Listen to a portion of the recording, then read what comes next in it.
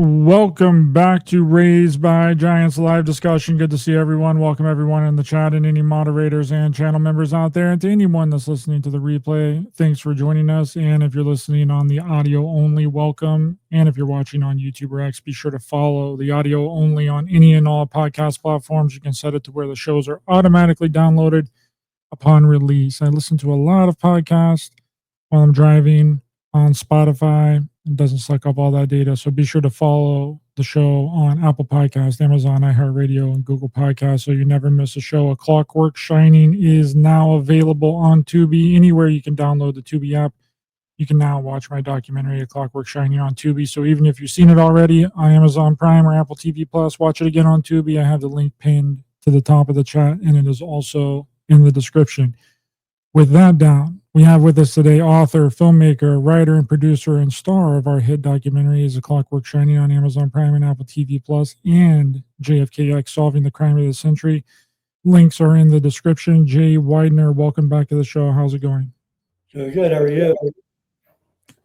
I'm doing great. And we had some revelations the other day while we were on the phone. And what kind of sparked this conversation was a show called The Institute. I don't know if people have seen this. I spoke about it the other day with Juan Ayala. But I thought that was strange, Jay, because it seems like every time we do something, and this could be just a coincidence, but it's happened like 3 times now. I don't know when something doesn't become a coincidence anymore. I think after 2, I think it's pretty fair to say around 2 times of something happening over and over again, it's no longer a coincidence. But there always seems to be some sort of propaganda surrounding whatever it is that we decide to do. I noticed that. How about 15 documentaries came out right after we came out with JFKX, when there had been almost no films made about the JFK assassination. I know because I would have watched them if they'd come out, and there was hardly any. And now there's, you go on Netflix and various services, and there's like 8 or 9 different films on each service, and all of them in their own way seek to debunk what we say in JFKX, and it's very odd. And then A Clockwork Shining comes out, and then not only is there a plethora of YouTube and various shows talking about The Shining and Kubrick, but then this odd TV series, which is out right now, it's still playing. It'll have, I think, 2 more episodes of a book by Stephen King called The Institute, which is a very interesting idea, because I'm going to say this right now, and I'm going to reiterate it as we go along here. We really didn't know the stuff that's in the book or in the movie, The Institute, until a couple of years before the book came out in 2019. So what am I talking about?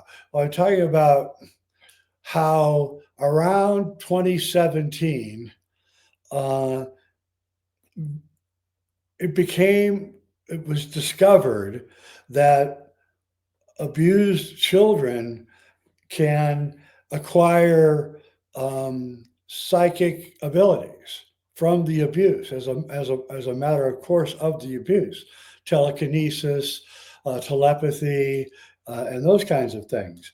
And that's what this show, The Institute, is about, right? Yes. So in the show, they kidnap highly intelligent children and torture them to get them to become more psychic, and they do tests on them, and then there's reasons why they're doing this. I don't want to get into it because it's kind of a stupid reason, but the idea is that Stephen King in 2019 is now inculcating in fiction and now in this series this idea that abuse can cause psychic power, psychic abilities. And I've been around a long time, and it was not known before that. Now, it was known probably in occult circle, that this was true, That may be true. That may be some of what the stuff Aleister Crowley is talking about. But in the general public, we did not know that. We thought that, abuse caused, terrible things to happen to people later in their life. And we knew that abuse caused people to become more, especially people who are victims of sexual abuse, become very, very sexually oriented in their adult life. I'll just put it to you that way. And whereas regular people who weren't abused don't kind of get obsessed with sex as much. So we know there was these effects of sexual abuse, but we didn't know about that it would actually cause psychic abilities to happen. And so that's what this show is about. They're literally torturing kids to get them to become more psychic than they were when they were brought into the institute. And that's what we talked about in A Clockwork Shining surrounding Danny. And we're like, this is the reason why Danny has these abilities is because he was abused by Jack. I mean, it clearly states that in the movie, The Shining. I mean, the doctor that comes to the apartment in Boulder and talks to Wendy and examines Danny tells Wendy that that's exactly what happened. And Wendy says, oh, well, when he started seeing these and having these episodes after Jack injured his arm, broke his arm. Okay, so that's a very traumatic event for a kid, especially coming from your dad. So it's almost like Stephen King kind of also decoded it. No, that's what's funny about this is that in the book, Danny was always psychic. Okay, he did not become psychic from the abuse. And this is going to become important as we go along here. Kubrick added that. All right. So Kubrick knew somehow in 1980 or 79, whenever he made the movie, that that Danny's psychic abilities was because of the abuse he suffered from his father. And he added that in, emphasized it, like you say, and became a paramount part of the whole understanding in The Clockwork Shining for what was really going on underneath everything. And that in our conversation, we were talking about that. And then, I brought up the fact that it's possible, just possible, that we have misunderstood the horror film, The Exorcist. Now there is a link to that because William Friedkin, who directed The Exorcist, was good friends with Stanley Kubrick, who directed The Shining. Kubrick was offered The Exorcist in 1973 to direct, and he turned it down because he thought it was too Catholic. And he was an atheist and Jewish. He just couldn't get into the Catholic stuff, right? And so eventually William Friedkin accepted it, and even though he was an atheist and a Jew too, which kind of makes you wonder why he would want to make a film like this since it's so Catholic, especially the last act of the film, or it's just the whole ritual exorcism. But what if, I'm not downplaying that there's a devil. I'm not downplaying that demons can get into people and cause them to do things. But the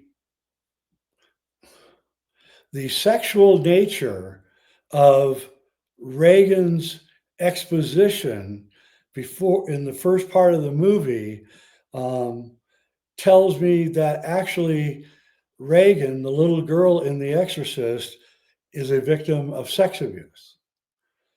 Her obsession with sex, and then the abuse, wherever she got the abuse, is what is causing her to be telepathic, to be able to talk in tongues, to speak in Latin because she reads the priest's mind. He knows how to speak Latin, caused the bed to shake, caused all that stuff to happen. What if that's actually a direct result of previous sexual abuse of Reagan that is not really talked about? And is it possible that when the church is called in to people in the past who had been sexually abused, that they never even thought sexual abuse could be part of this? So they immediately just assumed that they were possessed by the devil?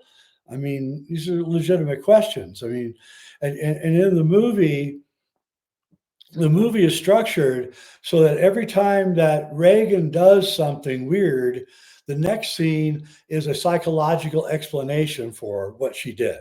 So you can see it's clearly structured so that even the filmmakers have doubts about the devil being in Reagan, right? And they're looking for other explanations for that.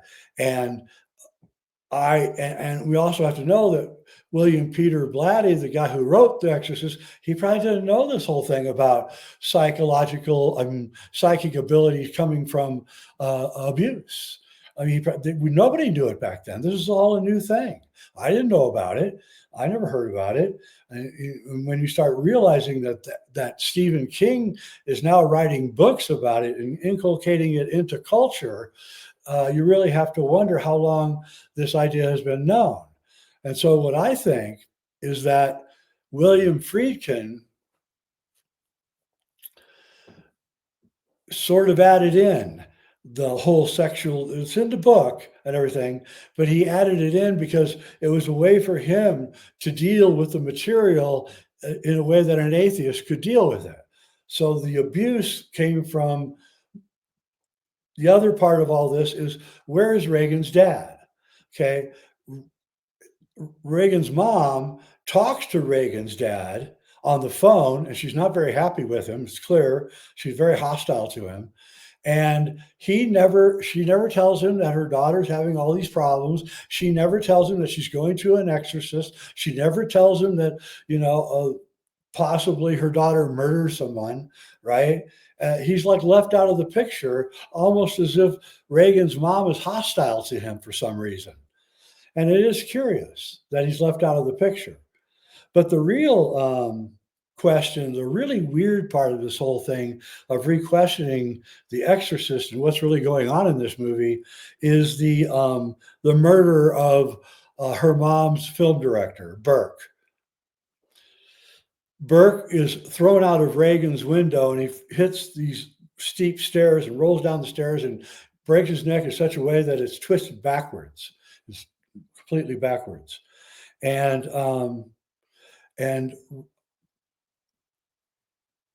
Reagan's mom and Reagan's mom's assistant see some kind of commotion going on as they're arriving home. They see some stuff going on, some sirens and stuff. They don't know what's going on. And then they go into the house, and then they're in the house. And then one of her assistants comes in and says, "Did you hear the news?" And they said, "What?" And Burke died. He fell down the stairs right by your house. And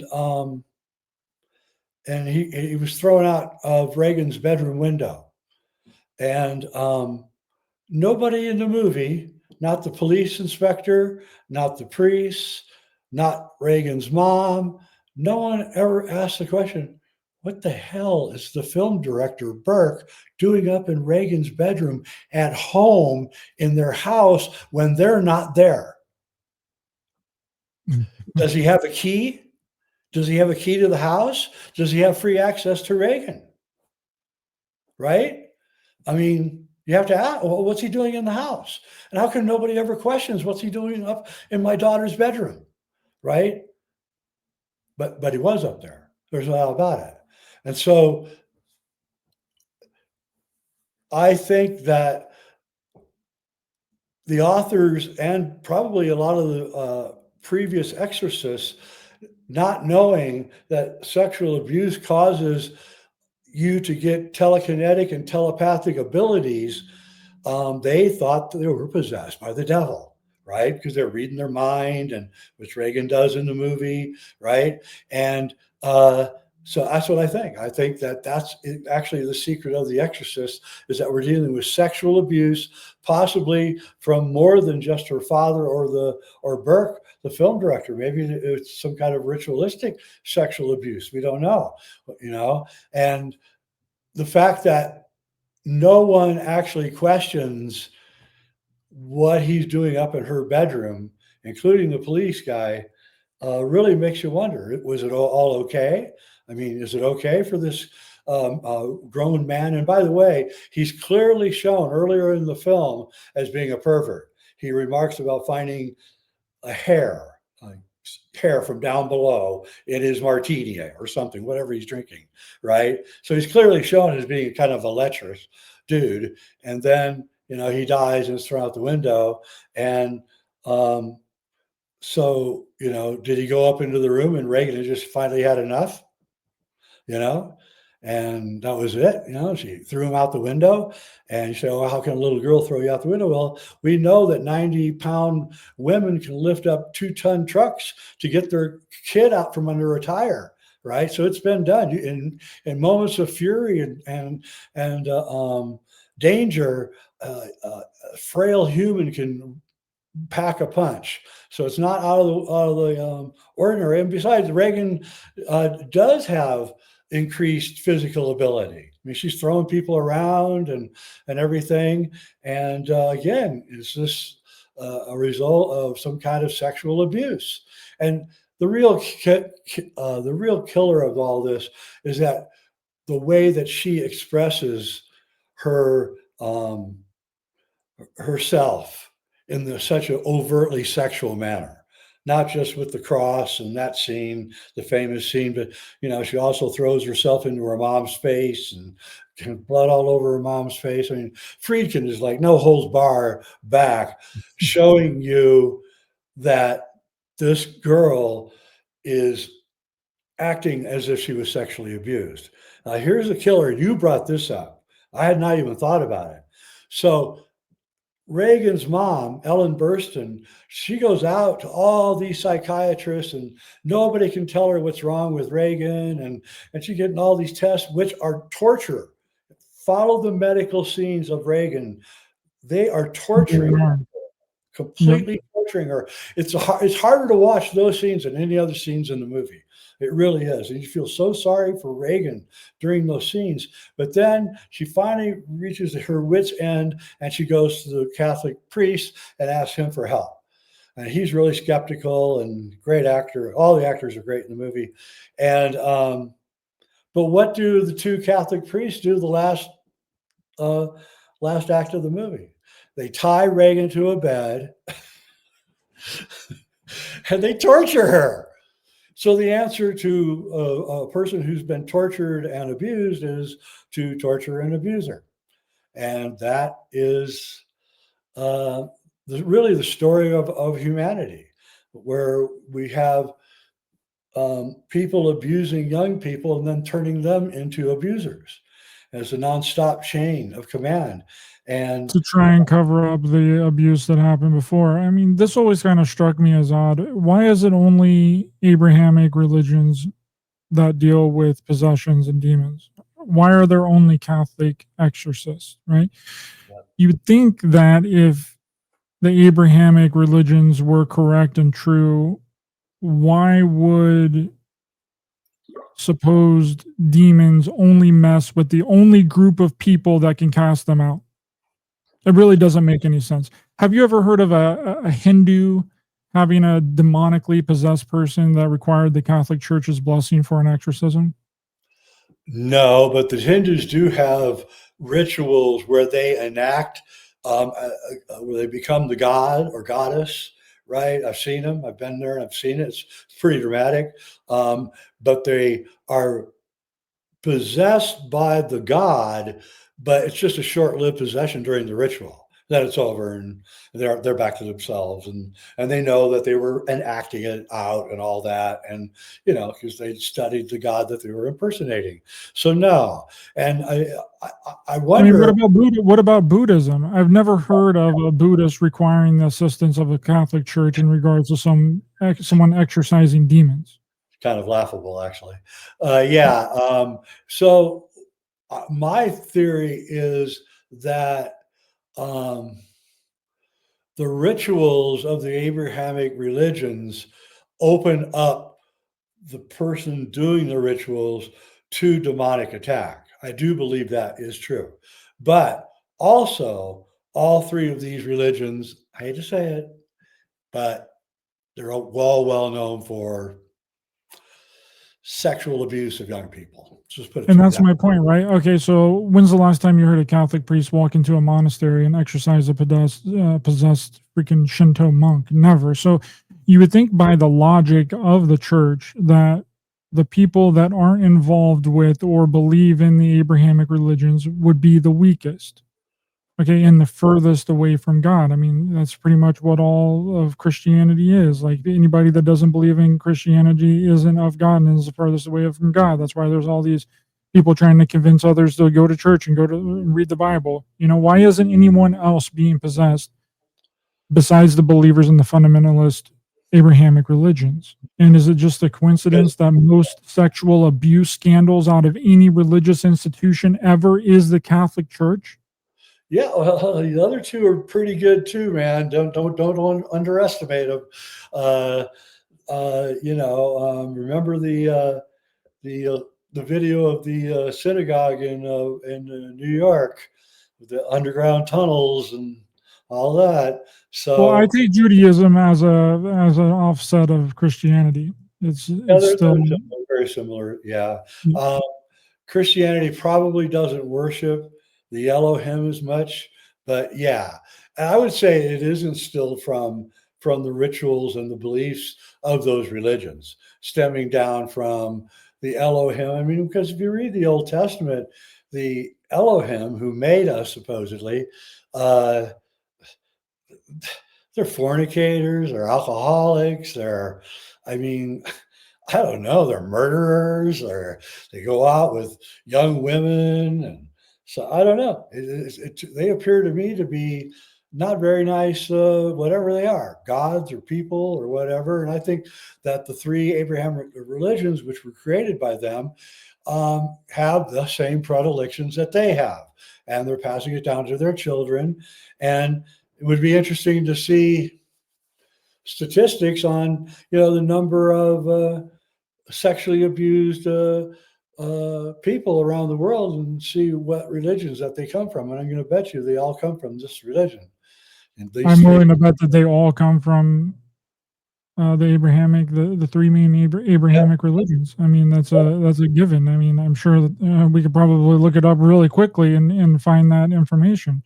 But it's well, just a coincidence that the religion that has the most sexual abuse is also has the most demons possessing people, there we go. There you and go. has the Correct. only exorcist in any religion. Like, give me a break.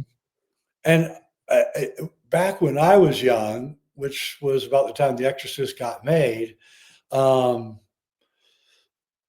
I'm very uh, I learned a long time ago that when I was around adults, when I was a kid, to just be quiet and listen to them, because I could learn a lot more just by listening to them and not saying anything. And so I would kind of disappear, become invisible in the room of adults. And so I would hear them say stuff. And at the time, I was 6 or 7, I didn't quite understand what I was listening to.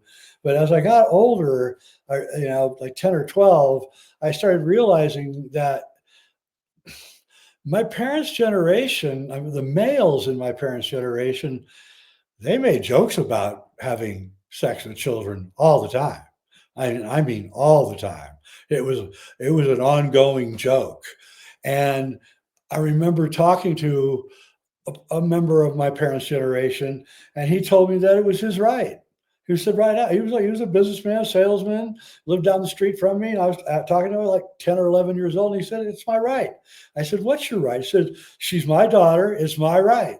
And it really shook me up at the time. And I thought, wow. So I think it's actually more prevalent than we can imagine. And maybe not so much now because it's become taboo, thankfully. But in the old days, I think it was maybe like higher than 50%, maybe, of that generation. And it was taken for granted. And I also remember, again, when I was maybe 14 years old, I was watching TV. It was a congressional hearing for something. My mom was watching it because she was really into politics. And I heard, remember, all of Congress were all men in those days. All the senators were all men, right? There weren't any women, maybe one. And guy got up and made a joke about, old enough to, I don't want to say it, they get knocked Yeah. off.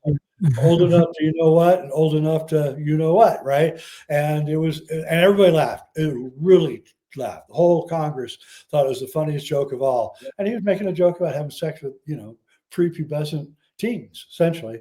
And it was so. And what I'm saying is, in the light of The Exorcist coming out, we had an underground in our society going already, right? And I'll even go one step further. I don't want to disturb everybody, but I think these things have to be said.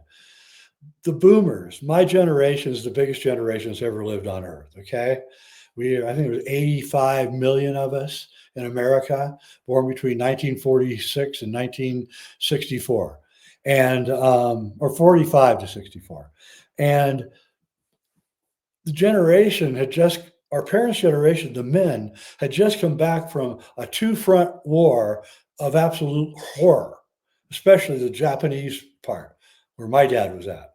Absolute horror. I mean, really horror.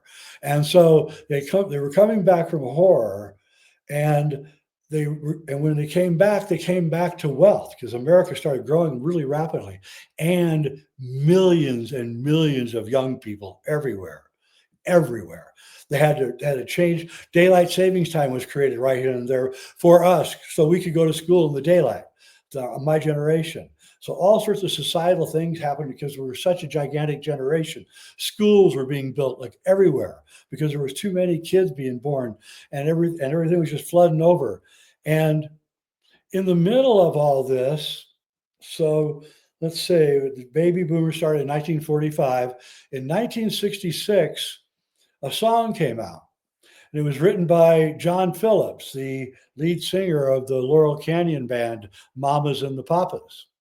And it was sung by his best friend, Scott McKenzie. And it was a gigantic, huge hit in America at the time. And it was a very melodic song, and it was called San Francisco. And it was basically saying to all the kids in America that you all come to San Francisco because you're going to meet a gentle people there that are waiting for you. Well, it's a given kind of in certain circles where an adult will tell a child, "Don't worry, I'll be gentle with you." And this song was completely blatant and nobody saw it. And so what happened is all the runaways, all the kids without any parents, all the kids that were mad at their moms and dads, everybody swept into San Francisco, swept into the Haight-Ashbury neighborhood of San Francisco. Literally 100,000 people between 15 and 19, right? Flooding in because of this song.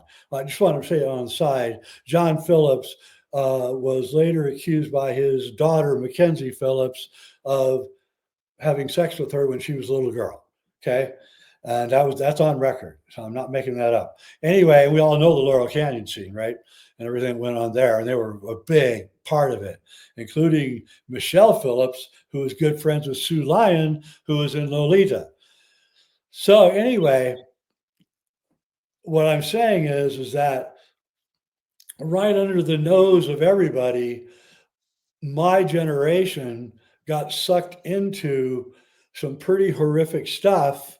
And the people that were sucking us into it were all in my parents' generation. John Phillips, Timothy Leary, Hugh Hefner. None of those guys are boomers, just like none of the Stones and none of the Beatles are boomers. Bob Dylan's not a boomer. Those guys are all from my parents' generation. They're from an older generation. They're masquerading as boomers, but they weren't.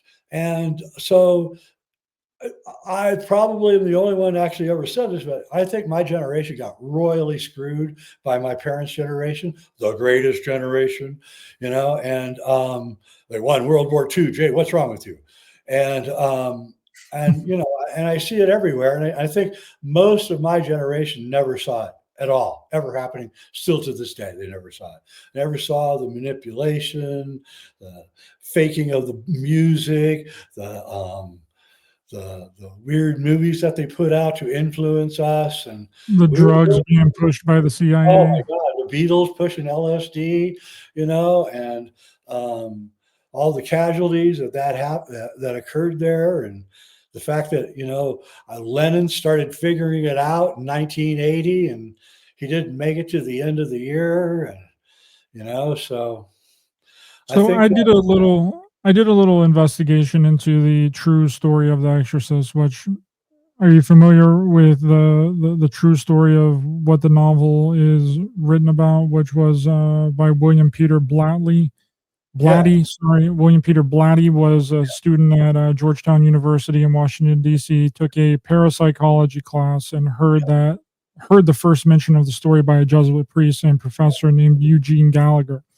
yep, And then he got in contact with other priests that were involved, and he then wrote his book based upon a boy who was possessed in 1949 in Cottage City, Maryland. Now, the interesting part of this is that the identity of this child was to remain anonymous. They called him Ronald Doe or Ronnie. Now, you're going to find this really interesting, Jay.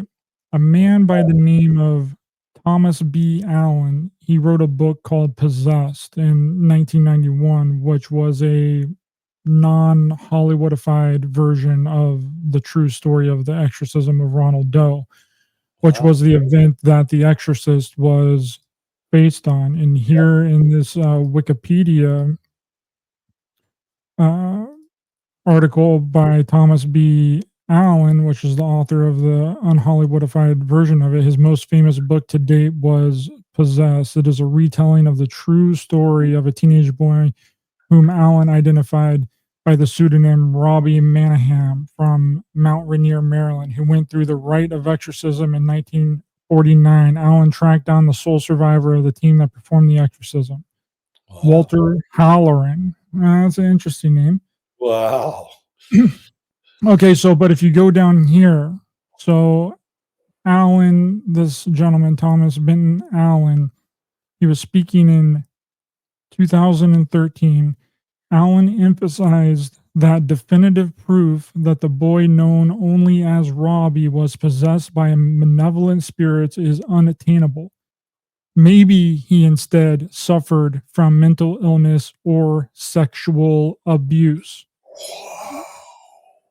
whoa,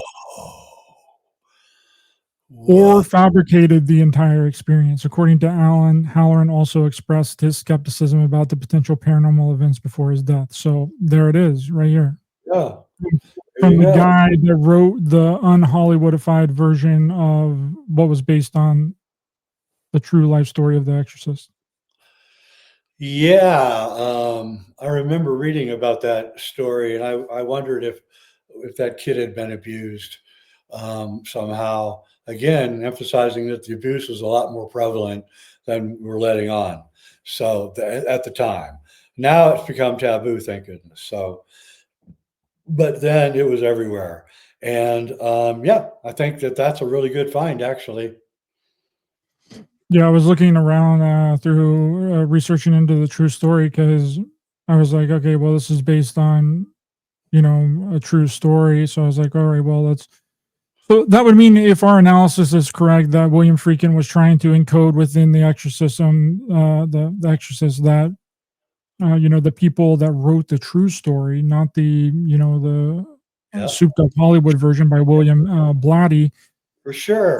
the Thomas Allen version, who actually interviewed the last living priest who was involved with the exorcism of Ronald Doe, that he believed that it was sexual abuse, not demonic possession. Yeah, so that's what I'm saying. And then William Friedkin and Stanley Kubrick are really good friends. Stanley Kubrick was supposed to make The Exorcist. He turned it down. Instead, he made Barry Lyndon, which was his biggest flop of his whole career. And you know that 1976 or so, he's nursing his wounds here, licking his paw. And he probably calls up William Friedkin to find out, how did I make such a massive failure and you made such a massive hit? And I know William Friedkin said he talked a lot on the phone with Stanley. And I think William Friedkin told Stanley that the secret to the success of the movie was equating her erratic behavior with sexual abuse, secret, behind the scenes sexual abuse, right? And that's when Kubrick, he started working on The Shining soon after, and injected that into it. That's how Danny got his psychic powers, was through that. And I don't think there's any doubt about it. And it's quite brilliant. King, here's where it gets really interesting. King made his own version of The Shining in 1997 or 98, something like that. And it was terrible. And it failed. And so then I was thinking, well, what if King started looking at his version of The Shining and Stanley Kubrick's version of The Shining and try to figure out why Kubrick's version worked and why his version didn't work, and realized that The Shining was about mind control, and that Kubrick's revelation about Danny getting psychic abilities from being abused by his father made a lot of sense suddenly to King. And then he wrote The Institute in 2019, kind of with enough clues pointing towards The Shining, Kubrick's Shining, not his Shining, in The Institute, that you have to begin to wonder if he's not paying an homage back to Stanley for Stanley having enough wisdom to slip all that in to his mediocre ghost story. Well, I mean, that makes 100% sense because The Institute is filmed like The Shining, like the hallway scenes, and there's so many references to The Shining in there. The logo of it is the all-seeing eye and the freaking monolith from 2001: A Space Odyssey. And the good cop is named Wendy, same as Wendy in the movie. And there's two twin girls, just like in the movie. And it's just odd. And things in there are in there like only you and I would have gotten. So that was really strange. Anyway, so I don't know. I'm sure that King saw our movie, The Clockwork Shining, because I know he's familiar with all of my Kubrick work, and has told people between us that he thinks I'm right about the moon landing, and I think he thinks we're right about A Clockwork Shining after watching The Institute. So I think we're seeing like this kind of feedback mechanism where Kubrick's work is having a feedback mechanism on King, and then that's having a feedback mechanism on us. And it's really amazing. And by the way, King admitted that he got into writing horror after he read The Exorcist. So I mean, it's not just that these things are all related. It's even more related than that. And it is even more related because I got something that's shocking. Okay. Yep. So remember how I was telling you that the Ronald Doe, his real name was never disclosed. They kept his name a secret this entire time, from the time that he was born, I believe was 1935. They kept his real name a secret up until his death in 2020. Okay, his real name was Ronald Edwin Huckler. Okay. Ronald Reagan? Ronald Edwin. So Edwin. And after doing a little bit of digging, okay, I think that this is going to blow your mind, because it blew my mind last night at like 3 a.m. when I was looking into all this stuff. Are you ready? Boy whose story was inspired by the exorcism grew up to play a key role in the first moon landing.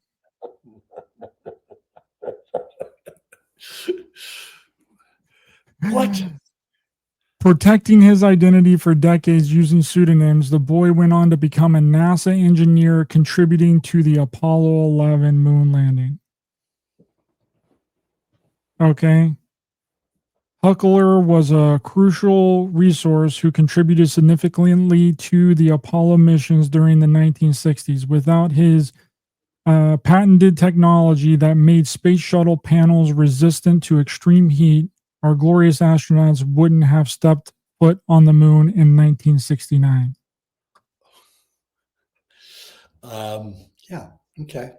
Well, that tells me definitely that he was faking his exorcism. What do you think of that? Holy shit. Weird. That is just weird. And what's his name again? His name is Robert Edwin Huckler, Hukeler. Interesting. And he went on to become a NASA engineer. A That is, NASA engineer and and don't forget, specifically, in The Exorcist, there's a at the party, the astronaut is there, and Reagan comes down the steps and pees on the floor and says, "You're going to die up there." Remember? yep, yep, So the movie that's based on the uh, real life incident features an Apollo astronaut, and the incident that it's based on, the guy later works for Apollo. yep, was a NASA engineer. Yeah, that's the kind of things that really bother me. That blew my mind last night. I wanted to call you at like 4 a.m. and tell you about this, but I thought I would just save it for the show. But I was like, oh my God, I got to tell somebody. Because I was just like trying to figure this out because I was like, there's no way they kept this kid's identity a secret for all the way because he had to be dead by now. You know, that event happened in 1949. He had to have been dead. So it was like someone had to figure out this person's real identity because I was trying to figure out if it wasn't like the whole thing was a huge hoax, like if it was just like a made up story. And I was like, do we know the real name of this kid that The Exorcist is based on? And it's Ronald Edwin Huckler. Okay, right Robert, here. Robert or Ronald? Ronald. Well, you do realize that the character in the book's name is Reagan, right? Yes. Ronald Reagan was not a famous person outside of being an actor in 1970 or 1971, 72. He hadn't become Um, governor or anything. And how would Peter Blatty wouldn't know the kid's real name anyway, would he? it depends. I think that the information is that I'm pretty sure that the priest knew his real name because he had to know his real name. But how he got a lot of the information to write the book, The Exorcist, was like a priest's diary. So it could have been that one of the Jesuit priests didn't even write his real name down in the diary, or they could have done a fake pseudonym name and called him Robbie or Ronald Doe. I mean, Sure. That makes Doe sense. is synonymous with someone that you're trying to cover up their real name. So you just, she's a doe, he's a doe, Yeah, But yeah, I thought that was incredible. I was like, oh my God. incredible. I really kind of, I wonder if NASA knew it. Do you think they did? No, they probably didn't. Well, they had to, I don't know, they had to have known, they have to do extensive background checks on people that work in those they had to have known it. They had to have known. Huh. And Well, the guy that where he grew up too, where he grew up was Cottage City, which is only 16 miles from Fort Meade, Maryland, which is the so army base that is the most prevalent army base in the United States. And Fort Langley's Meade, right Maryland is also where all the psychic spy stuff went down, and is also where the NSA headquarters is. and Langley is right Yep. there. And so, wait a minute then. And that was in 1949. So CIA had been in operation for 2 years at that point. They had to know that was him. I wonder if it was some kind of early MK Ultra experiment. I mean, You know it could have been, but I'm just still shocked that so he was born in 1949. He was supposedly possessed by demons in 1949. He would have been 14. That would have made him 14 years old whenever he was possessed by these demons. And then 20 years later, in 1969, he's working on the Apollo 11 mission as an engineer. That would have made him what, 20, 30, 32, 14 plus, for the 34. He would have been 34 years old working on the Apollo 11 mission. And then he retired in 2001.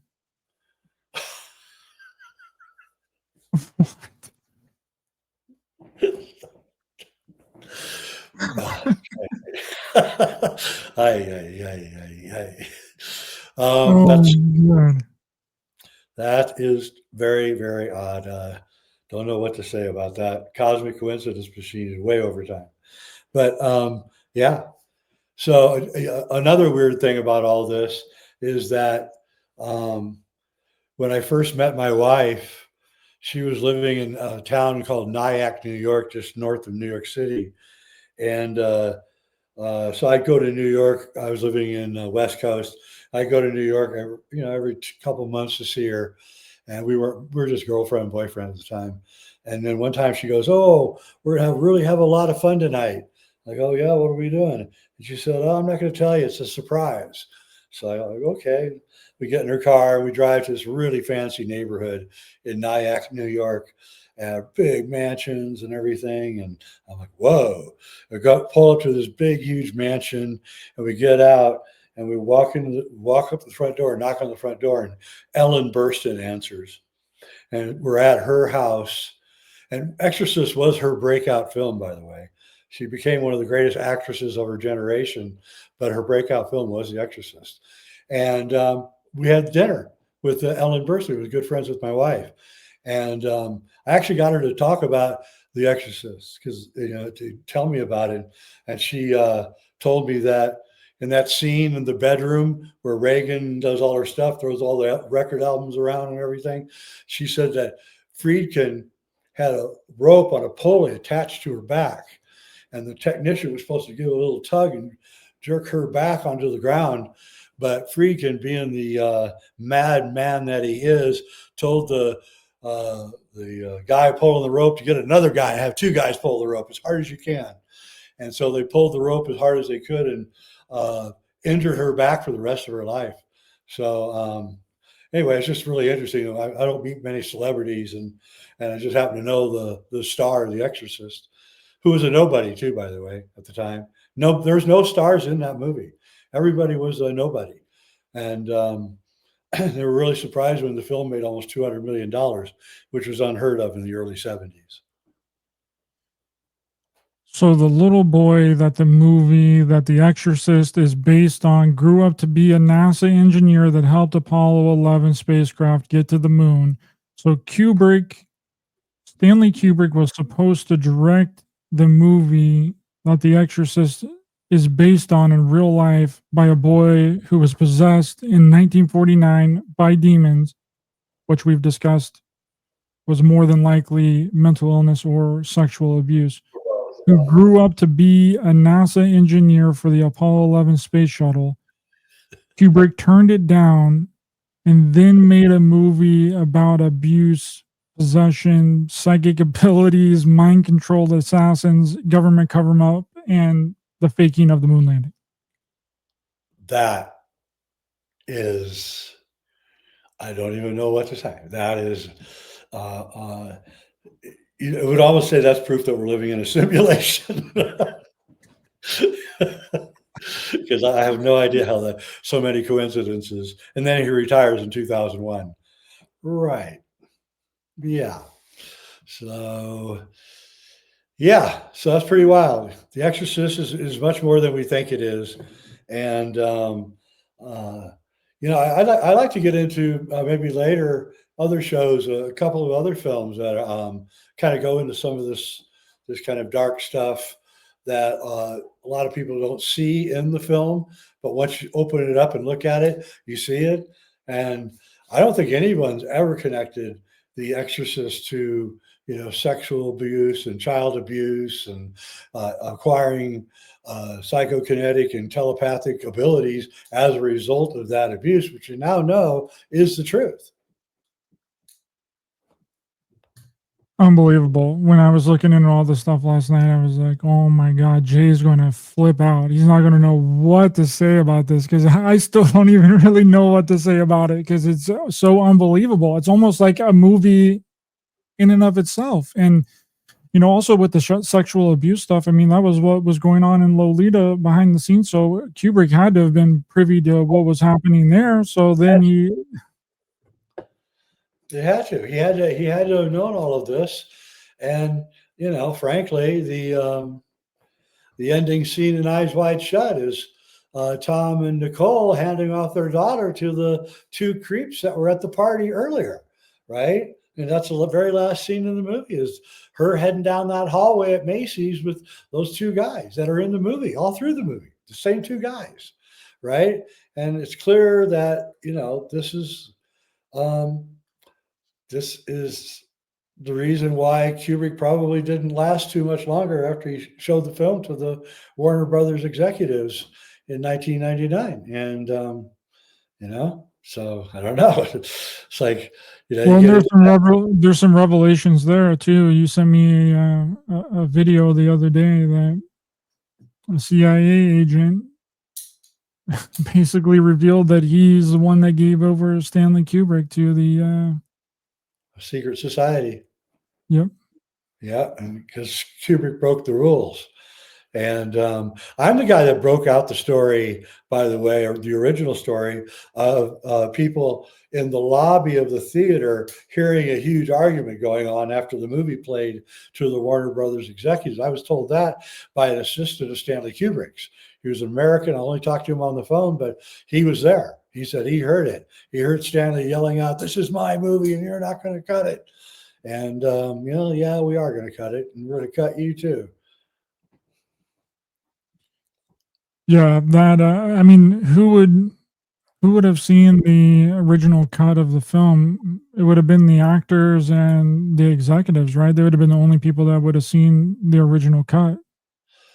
Yeah, and there's continuity errors that are unexplained. Only filmmakers will see them, so they're kind of hard to explain. Even what a continuity error is difficult to explain. But Kubrick was not. We know from The Shining and The Clockwork Shining, he planned his continuity errors. They were part of his storytelling. So he would take a chair, move it, and put it back, and stuff like that. Oh, it's a continuity error. No, it wasn't. He's messing with your head. But the continuity errors in Eyes Wide Shut don't make any sense. They don't tell you anything. It just feels like there's something left out, right? That they've had to put these two pieces of film together with a giant chunk in the middle all gone, right? And you can't figure it out. What's going on? Why is this here? And why is there a gap here? Why isn't anything being explained? And it's because they cut the living crap out of it. There's no doubt about it. They admitted it that they did. So the only people would be like Tom Cruise, Nicole Kidman. Well, I mean, I just watched the last episode of Mission Impossible last night, and I tell you what, after Eyes Wide Shut, Tom Cruise turned into a conspiracy theorist. The entire Mission Impossible series is one long conspiracy. I mean, by these driving forces that are secretive, and you don't know who they are, and you find out at the end it's all an AI called the Entity, which is very similar to HAL, by the way, and so I think that working with Stanley made Tom a much more interesting person. I think so too. All the things that I've heard about Tom Cruise, he seems like a down to earth guy. Yeah, he is. He's probably hated by a lot of guys because he's so handsome, and so he probably gets a lot of jealousy. But I know people that know him, and they say he's a great guy. He was certainly patient with Stanley. Yeah, they filmed Eyes Wide Shut that went over, what was that, like 2 years? Over a year, I know that. I can't even imagine, shooting a movie that long. I would go crazy, go out of my mind. So I don't know. But Stanley Kubrick was great, and William Friedkin is a great director. William Peter Blatty also did another film, by the way, that he wrote and directed after The Exorcist called The Ninth Configuration. And what's interesting about it is it's a military mental institution is where it takes place, supposedly in Oregon. And the whole point of this military mental institution is to find out if the people acting like they're crazy that are in the institution are faking it or are they really crazy. That's the whole point of the whole movie. And that's the whole, and they find out that most of them are faking it, that there aren't really crazies, they're just faking it. So I think it's interesting that Blatty would make a film about that. And he goes to such extensive lengths in The Exorcist to try to explain with psychological methods how she's doing what she's doing. So even he doesn't seem quite sure about is she really possessed or not, is what I'm saying. And Right, again, just like the Catholic priest. yeah, and if you had telepathic abilities because of abuse, and a Catholic priest who you don't even know what that is, you're 12 years old, comes to visit you and talk to you, you read his mind and realize he thinks everybody's full of demons and all of this, well, then maybe you might start acting like that. You know what I mean? Just to scare him, because you don't want that dude in your room anyway. Yeah, it seems like the demonic possession and the exorcism is a way to cover up real abuse, and that seems like is the undertone of what The Exorcist is really about, and that's what William Friedkin is trying to expose within The Exorcist, is that cover up, is that the sexual abuse cover up by the church. Yep, that's exactly what I think. And he put up with the last third of the movie and the exorcism and he made it look as torturous on that poor girl as he could, didn't he? He was showing them abusing that poor little girl, and Peter Blatty's writing up the script. Oh, we got to do this. They do this, and he's like, oh yeah, we're going to show how you guys really treat people. I mean, that's what I think is going on here.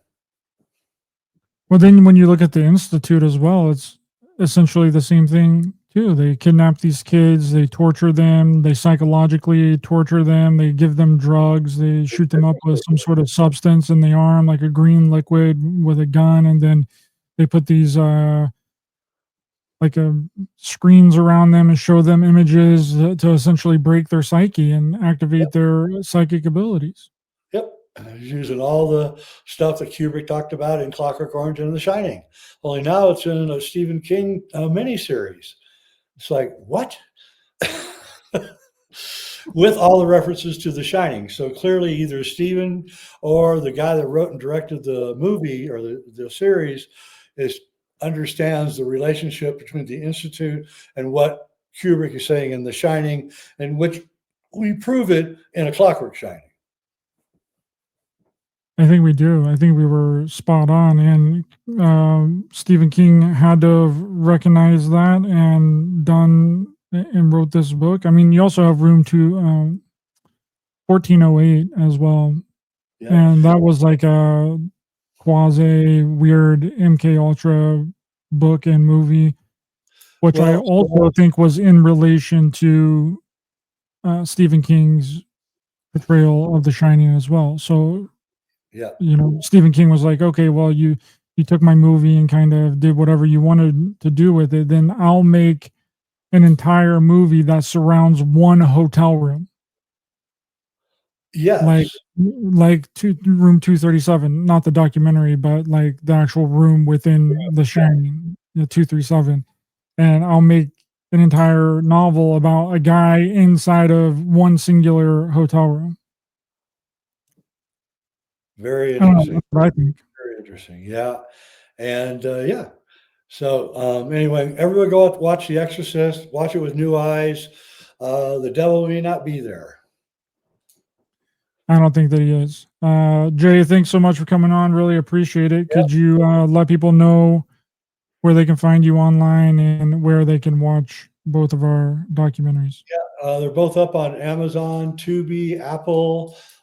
Just type in JFKX or A Clockwork Shining. They've hugely influential films. I'm even surprised by it. And yeah, I have a show on YouTube called Reality Check. You check out my free stuff at jweidner.com. And all of my movies and documentaries are up on either Amazon or Gaia. Thanks so much, Jay. These two are up on Amazon. Yeah. Amazon, baby, Amazon Prime and Tubi. Thanks for coming on. Really appreciate it. Appreciate everyone in the chat. Please be sure to hit the thumbs up button to help the channel and the algorithm. Share, subscribe, hit the bell icon as well for notifications. And we'll see you guys next time. Bye-bye.